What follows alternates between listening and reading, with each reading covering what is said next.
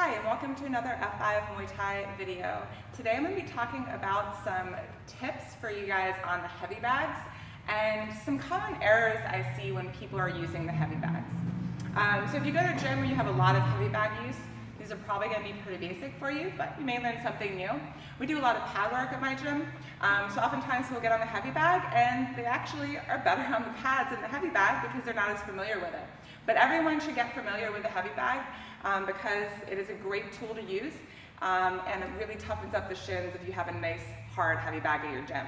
So first of all, the biggest mistake I see people make is they try to hit the heavy bag when the heavy bag is actually going away from them. So once I kind of get this bag in motion and it starts moving, I don't want to kick it as it's going away. Okay, that's not a really satisfying hit. Just like if someone was trying to run away from me, I wouldn't try to kick them as they're running away. I might end up hitting my foot on the wrong part of their body, like their elbow, or it just wouldn't be as clean or as impactful as a strike.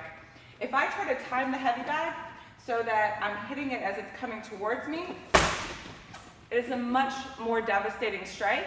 It helps me with my power, and it also helps toughen up my shins a bit because it is more impact coming back at me. So we want to try to make it the best workout we can, and we're doing that with the heavy bag. We want to try to meet the heavy bag with the movement that it's going.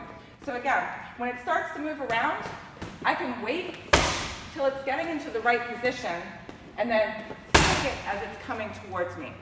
All right, this is one of the mistakes that people make, is if you try to kick it as it's going away, it doesn't make as much of a fun kind of sound, and you're also not getting as much of a workout out of the heavy bag. The other thing that can happen if you punch it while it's going away from you is you might hyperextend your elbow a little bit, and that's really no fun at all. The other mistake I see people make doing is staying in one place on the heavy bag. If I just stay here, okay, I'm going to do something, but if I start moving around, I'm really getting more out of my workout. I'm being able to time the bag more efficiently, and it's just going to be generally more realistic. Third mistake I see people make is on their kicks, not really thinking of the heavy bag as a person and not cutting angles to step out for their kick.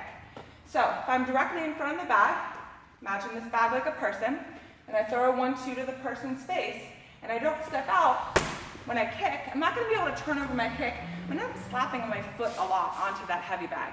So if you feel like you're slapping your foot a lot in your kicks, it could be that you're not turning over your hip properly, but it also just could be that you're not angling out on that heavy bag.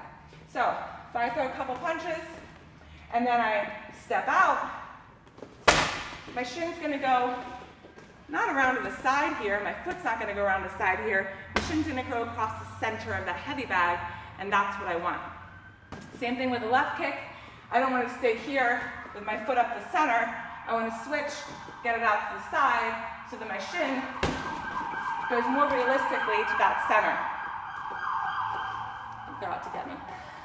All right, so imagine the heavy bag like a person. I'm trying to hit them in the ribs, not behind their back over here. So I want to angle out my kick so I can get my shin across these imaginary rib cage of the heavy bag. All right? As always, you want to make sure to make a tight fist and turn those knuckles over on your punches, and make sure as the bag starts moving, you're meeting the bag where you're making the most impact. So hopefully these tips were helpful for you in getting the most out of your heavy bag workouts. All right, thanks.